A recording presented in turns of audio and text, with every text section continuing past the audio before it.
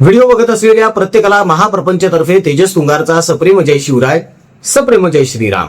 मित्रांनो, रोहित पवार सध्या चांगलेच फॉर्म मध्ये आलेले आहेत. कांदा प्रश्नावरून त्यांनी रान पेटवायचा प्रयत्न केलेला आहे.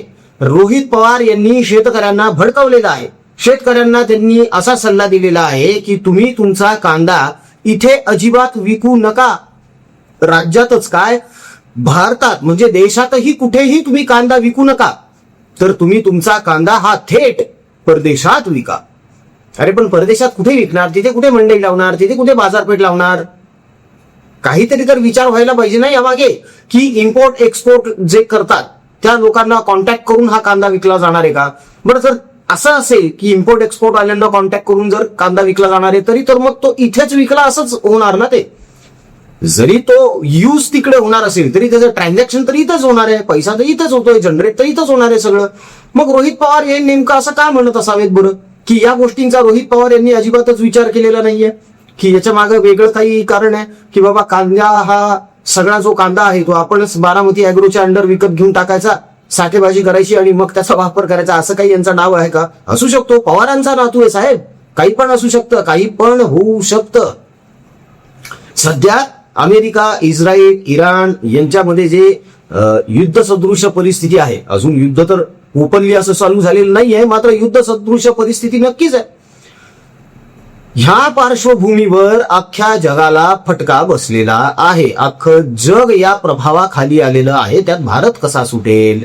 भारत ही सगळ्यात मोठी बाजारपेठ आहे सगळ्याच राष्ट्रांसाठी. भारताला सुद्धा याचे परिणाम भोगावे लागत आहेत. नाही असं नाहीये. हो, वाढलंय पेट्रोल, वाढलंय 2-3 रुपयांनी 5 रुपयांनी वाढलंय पेट्रोल. सीएनजी सुद्धा 1 रुपयाने वाढलंय. हो, डिझेलही वाढलंय. मात्र एवढी सगळी वाढ झालेली असताना सुद्धा कुठेही निदर्शनं नाहीये, कुठेही आंदोलन नाहीये, कुठेही जाळपोळ नाहीये, दंगल नाहीये, दगडफेक नाहीये. का? कारण देशातील, राज्यातील जनतेला हे कळून चुकलेलं आहे की हे करून काही उपयोग नाहीये. जे जग भोगतंय तेच आपण भोगतोय, किंबहुना दगडापेक्षा वीट मऊ असा आपला प्रकार झालेला आहे सध्या. त्याचं कारण असं आहे की आपली परराष्ट्र नीती ही चांगली आहे, आपलं धोरण चांगलं आहे, जगासोबत आपले संबंध आज चांगले आहेत आणि कदाचित म्हणूनच इतरांची जशी दुरावस्था झालेली आहे तशी दुरावस्था भारताची झालेली नाही. आणि हे सगळं केंद्र सरकारचं यश आहे. मात्र हे यश मान्य होत नाहीये या विरोधकांना, यांना बघवत नाहीये. अच्छा, पेट्रोल वाढलं, अजून कुठेच निदर्शनं नाही, अजून कुठेच आंदोलन नाही, दगडफेक नाही, कसं नाही. काय यार, समाज इतका स्वस्त कसा? अस्वस्थ झाला पाहिजे हा समाज, अराजक माजलं पाहिजे सगळीकडे, अशीच तर ह्या लोकांची धारणा असते. आणि यासाठीच तर यांची ही नीती सुरू असते, सगळी धडपड यासाठी असते ना सगळी, की काहीतरी करून असंतोष निर्माण व्हावा आणि त्या असंतोषातून काहीतरी अप्रिय घटना घडावी, जेणेकरून पुन्हा एकदा सरकारवर, सत्ताधाऱ्यांवर खापर फोडता येईल. मात्र असं काही घडत नाहीये. त्याच्यामुळे हे सगळेच्या सगळे विरोधक वैफल्यग्रस्त झालेत. याच्यातून रोहित पवार कसे सुटतील बरं? रोहित पवार सुद्धा वैफल्यग्रस्त झालेले आहेत. हे त्यांनी त्या कांदा आंदोलनासाठी जे भाषण केलं, त्या भाषणामध्ये ते जे काही बोलत होते त्यातून स्पष्टपणे जाणवलं की रोहित पवार हे वैफल्यग्रस्त झालेले आहेत, की आपण इतका थैथयाट करतोय, आपण इतकी बडबड करतोय तरी त्याचा काहीच परिणाम होत नाहीये. मित्रांनो, रोहित पवार यांना आता अचानक काही आठवण येऊ लागलेली आहे काही जणांची. ती नेमकी काय येते, कशामुळे येते आणि त्या अनुषंगाने अजून काही लोकांची आठवण आपण काढायची का, यासाठी आजचा हा व्हिडिओ प्रपंच आपण करत आहोत. मात्र या आठवणी काढण्या अगोदर एक आठवण तुम्हाला नक्की करून द्यायची आहे. बघा, मारणाऱ्यापेक्षा जगवणारा मोठा असतो. तेव्हा आपण जगवण्याचंच काम करूया, झाडं जगवण्याचं काम करूया. कर्करोगग्रस्त रुग्ण जे आहेत, मृत्यूची झुंज देत आहेत ना, त्यांचे औषधोपचार करून त्यांना जगण्याची नवी उमेद देऊया. हालाकीच्या परिस्थितीत त्यांचे जे नातेवाईक आहेत ना, ज्यांच्याकडे 10 रुपये सुद्धा नाही आहेत चहा पिण्यासाठी, त्यांच्या पोटात 2 घास टाकून त्यांना सुखी करूया. गोमातेची सेवा करूया, तिचे औषधोपचार करूया.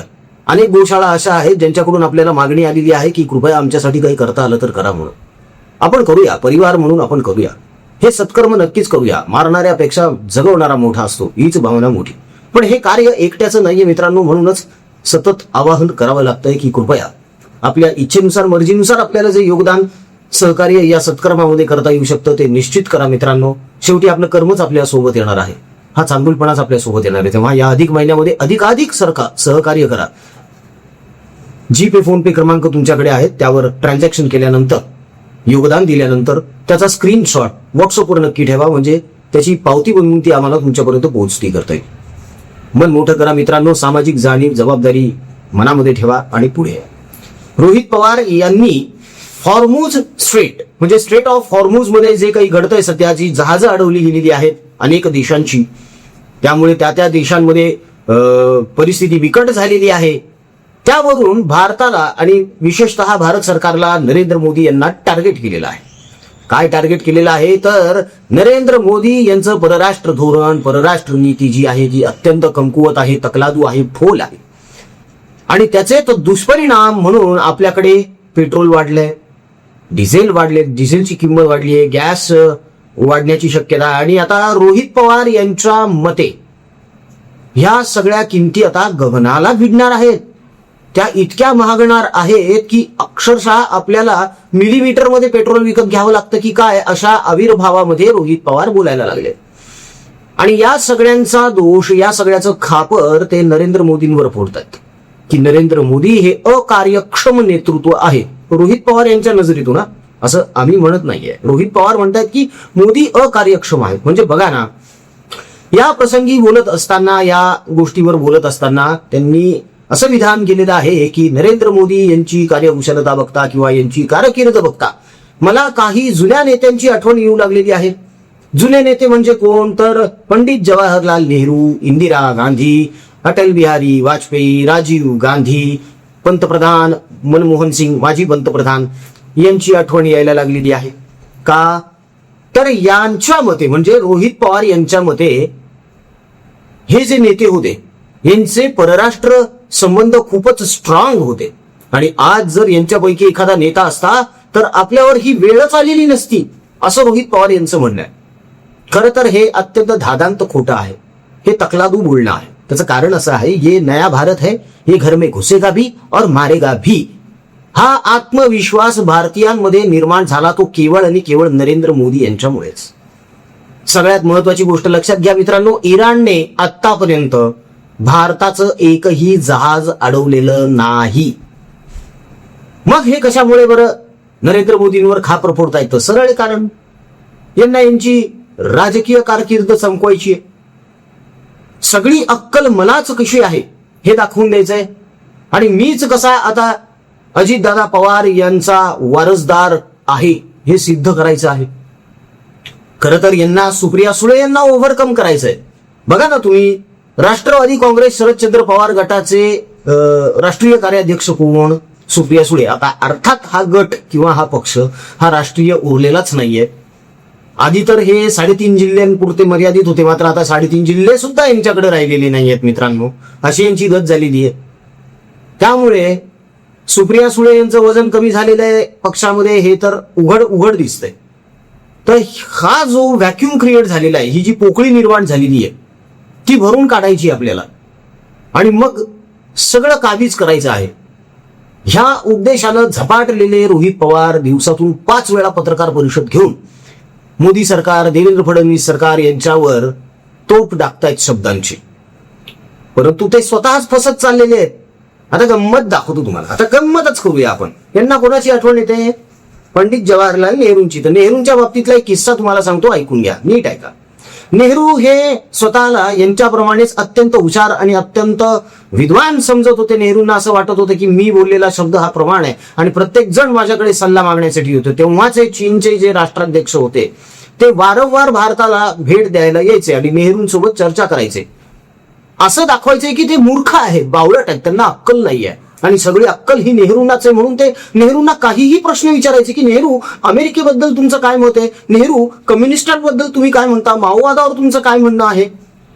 नेहरू त्यांच्या प्रश्नाची उत्तरं द्यायचे. नेहरूंना असं वाटायला लागायचं की मी खूपच हुशार आहे आणि हा मूर्ख आहे, हा मला गुरु मानतो. ह्या आविर्भावात नेहरू होते. एक दिवस तो चीनचा राष्ट्राध्यक्ष आला त्यांच्या मिलिटरीच्या हेडला घेऊन, आणि त्याने नेहरूंना सांगितलं की हे आमचे मिलिटरीचे हेड आहे आणि यांना तुमची आर्टलरी बघायची आहे, तुमची सेनेची तयारी कशी आहे हे बघायचं आहे. नेहरूंना वाटलं नेहमीप्रमाणेच काहीतरी प्रश्न विचारायला आलेला आहे. हा ठीक आहे, यांना आपल्या सैन्याची सगळी तयारी दाखवून द्या, आपले तोप कारखाने, आपले सगळे आर्टिलरी दाखवून द्या. ते भामटे आले चीनी चट्ट्या नाकाचे. त्यांनी सगळं बघितलं. त्यांनी हे सुद्धा बघितलं की आपण गन कोणत्या वापरतो. त्यांनी हे सुद्धा बघितलं की आपल्या जवानांकडे व्यवस्थित पोशाख पण नाहीयेत, जॅकेट्स पण नाहीयेत प्रॉपर. एवढंच काय तर त्यांच्याकडे बूट सुद्धा नाहीयेत, बूट. ह्या सगळ्या गोष्टींचं त्यांनी बारीक निरीक्षण केलं आणि आपण चीनचं युद्ध हारलो. हे नेहरूंचं पाप आहे. काय रोहित पवार साहेब, येते का नेहरूंची आठवण? चला नेहरूंचा अजून एक किस्सा सांगतो तुम्हाला. जॉर्जिया मेलोनी यांना 1 रुपयाची चॉकलेट टॉफी पार्लेजीची नरेंद्र मोदी यांनी दिली. त्यावरून तुम्ही वादंग उठवलं ना, स्तोम वाजवलं ना की पंतप्रधानाला हे शोभतं का म्हणून. तर मग एक सांगा, ऍडविना माउंटबॅटन जी होती नेहरूंची गर्लफ्रेंड, होय गर्लफ्रेंड, आणि जिन्नांची सुद्धा, या दोघांची कॉमन गर्लफ्रेंड होती ती. अनेक पुस्तकांमध्ये दाखले थे. नेहरू चक्क त्या ऍडविना माउंटबॅटनची सिगरेट लाईट करतायत. त्याचे फोटो आजही इंटरनेटवर आहेत, चेक करू शकता. काय रोहित पवार, आली का आठवण पंडित जवाहरलाल नेहरूंची? अजून कोणाची द्यायची? इंदिरा गांधींची द्यायची तुम्हाला आठवण करून. ज्या इंदिरा गांधींनी पिकनिक करायची म्हणून भारतीय सैन्य दलाचं एक विमानवाहू जहाज वापरलं होतं. त्या इंदिरा गांधी ज्यांनी आणीबाणी आटली होती, करून द्यायची आठवण अजून काही नेत्यांची. चला राजीव गांधींची करून देतो. मुलाच्या वाढदिवसासाठी बायको लेकरांसकट INS विक्रांतचा वापर यांनी समुद्री टॅक्सी म्हणून केलेला आहे. आली रोहित पवार यांना आठवण काही गोष्टींची. सोनिया गांधींची आठवण करून देऊ. आत्तापर्यंत सर्दी खोकला जरी झाला तरी उपचार करून घेण्यासाठी सोनिया गांधी परदेशी जायच्या. आता जात नाही. काय रोहित पवार साहेब, आली आठवण? चला आता जाता जाता तुमच्या आजोबांची एक आठवण सांगतो तुम्हाला. जेव्हा तुमचे आजोबा म्हणजेच शरदचंद्र पवार साहेब हे संरक्षण मंत्री होते ना आपल्या देशाचे, चंदीगडला होते, तेव्हा चंदीगडमध्ये अनेकदा सैन्य दलातर्फे त्यांना विनवण्या करण्यात येत होत्या की काश्मीरमध्ये जी पोस्टिंग आहे आपल्या जवानांची, त्यांचे खूप हाल आहेत. -डिग्रीमध्ये काम करतायत आपले जवान, तैनात आहेत तिथे, पण त्यांचे हाल होत आहेत. त्यांच्याकडे व्यवस्थित जॅकेट्स नाही आहेत, व्यवस्थित बूट्स नाही आहेत. कृपया तरतूद करा, हो तरतूद करा. ते म्हटले ठीक आहे, मी माझ्या डोळ्यांनी बघतो परिस्थिती काय आहे ते, मग बघूया आपण. तर चंडीगडवरून चॉपर घेऊन ते निघाले, म्हणजे हेलिकॉप्टर घेऊन निघाले. पण हेलिकॉप्टर घेऊन निघताना शरदचंद्र पवार साहेब कोटवर कोट घालून होते, जॅकेट घालून होते. जॅकेट, कोट, बरंच काय काय, कानटोपी, हातमोजे, सगळं पॅक करून ठेवलेलं, सगळं बुट वगैरे पायामध्ये व्यवस्थित अगदी. चंडीगडवरून त्यांचं विमान हेलिकॉप्टर लँड झालं काश्मीरमध्ये, त्या जवानांच्या मध्ये कॅम्पवर. तिथे जवान म्हणू लागले, साहेब खूप थंडी आहे, हो खूप थंडी आहे, आम्हाला लढायला त्रास होतो. एवढं सगळं सज्ज असताना पवार साहेब हेलिकॉप्टर मधून उतरल्यावर त्या जवानांना म्हणतात, कुठे थंडी? मला तर थंडी वाजतच नाहीये. अहो कशी वाजणार? तुम्ही इतके एअरपॅक आलेले आहात, कशी वाजणार थंडी? काय रोहित पवार, आहे का या प्रसंगाची आठवण? फार नेत्यांची आठवण काढत आहात ना तुम्ही, स्ट्रेट ऑफ हॉर्मुझ वरून नरेंद्र मोदींना टीकेचं धनी बनवत आहात. त्यावरून तुम्हाला अनेक नेत्यांची आठवण आली, म्हणून याच नेत्यांच्या काही आठवणी तुम्हाला सांगाव्याशा वाटल्या म्हणून हा व्हिडिओ प्रपंच केलाय. तेव्हा आणखी काही नेत्यांच्या अशाच आठवणी आम्ही सांगू शकतो, जे नेते आजही तुमच्या पक्षामध्ये आहेत, तुमच्या गटामध्ये आहेत. सुप्रिया सुळे यांच्या बाबतीतल्या सुद्धा काही आठवणी आहेत बरं का. 10 करोडाची वांगी, बिटकॉइन, त्यानंतर लवासा प्रकल्प. अहो स्वतःच्याच आठवणी जरा उजाळा द्या ना. बारामती अॅग्रो, शिखर बँक, बऱ्याच आठवणी आहेत पवार साहेब. तेव्हा गेल्या 2014 पासून आतापर्यंत पंतप्रधान म्हणून एकही सुट्टी न घेणाऱ्या, प्रत्येक वर्षी आपली दिवाळी जवानांसोबत साजरा करणाऱ्या माणसावर, पंतप्रधानावर बोलण्या अगोदर काही गोष्टींचा नक्कीच विचार करत चला. काय होतंय माहिती का रोहित पवार, तुमचा आता संजय जरांगे होत चाललेला आहे. म्हणजेच काय, ज्याप्रमाणे भोंगेश राऊत आपले झाकण झुल्या बेताल बोलतात, मनोज जरांगे काहीही आरोप करत सुटतात, या दोघांचं मिक्सचर म्हणजे आता रोहित पवार झालेले असं वाटायला लागले. याही पेक्षा अजून काही वेगळं उदाहरण तुम्हाला मिळू नये असं वाटत असेल तर बोलत असताना किंवा अशा आठवणींना उजाळा देत असताना एकदा स्वतःच्या मनाला काही प्रश्न नक्की विचारत चला की आपण हे बोलल्यानंतर सुद्धा काही आठवणींना उजाळा दिला जाऊ शकणार आहे. मित्रांनो, आता रोहित पवार यांनी ज्या नेत्यांची नावं घेतली होती त्यांच्या काही आठवणी आम्ही तुम्हाला सांगितल्या. तुम्हाला जर अजून काही आठवणी माहीत असतील या नेत्यांच्या, कमेंट बॉक्स ओपन आहे, नक्की कमेंट करा आणि कळू द्या ना जगाला या लोकांचे आठवणी काय आहेत ते. द्या ना थोडा उजाळा यांच्या आठवणींना. तेव्हा जास्तीत जास्त कमेंट करा मित्रांनो. जाता जाता परत एकदा विनंती आहे, आठवण करून देतो पुन्हा एकदा वाटल्यास तर, कर्करोगग्रस्त रुग्णांच्या औषध उपचारांची जीवनाची सोय आपण करत आलेलो आहोत, पुढेही करत आहोत. अन्नदान आपण त्यांच्या नातेवाईकांसाठी करत आहोत, पुढेही करणार आहोत. बळीराजासाठी आपण झटतोय, विद्यार्थ्यांसाठी आपण झटतोय आणि वृक्षारोपणासाठी झटतोय, गोमातेच्या सेवेसाठी झटतोय. तेव्हा या सत्कर्मामध्ये एकट्याच्याने दमायला होतं, थकायला होतं. म्हणूनच वारंवार आवाहन आहे मित्रांनो, आपणही थोडंसं योगदान द्या, थोडंसं सहकार्य करा, थोडासा पाठिंबा आणि आधार द्या त्या लोकांना. दिल्या गेलेल्या जीपे फोनपे क्रमांकावर आपल्या इच्छेनुसार मर्जीनुसार आपल्याला जे योगदान द्यावं वाटतं ते निश्चित द्या आणि त्या ट्रान्झॅक्शनचा स्क्रीनशॉट व्हॉट्सअपवर ठेवायला अजिबात विसरू नका, म्हणजे परिवाराच्या व्हॉट्सअपवर, जेणेकरून त्याचा ट्रॅक रेकॉर्ड ठेवून त्याची पावती बनवण्यात येईल. एक रुपया सत्कर्मामध्ये जातोय, म्हणूनच आपण ट्रॅक रेकॉर्ड मेंटेन ठेवलेला आहे. मित्रांनो, मन मोठं करा, मारणाऱ्यापेक्षा जगवणारा मोठा आहे हे ध्यानात ठेवा आणि मदत करण्यासाठी पुढे या मित्रांनो. सामाजिक जाणीव मनामध्ये ठेवून तेव्हा या सुपर. व्हिडिओ आवडला असेल तर व्हिडिओला लाईक करा, कमेंट करा, चॅनलला सबस्क्राईब करा. जय हिंद, जय महाराष्ट्र, वंदे मातरम, जय शिवराय, जय शंभूराजे, जय भवानी, जय जगदंब, भारत माता की जय, जय श्रीराम.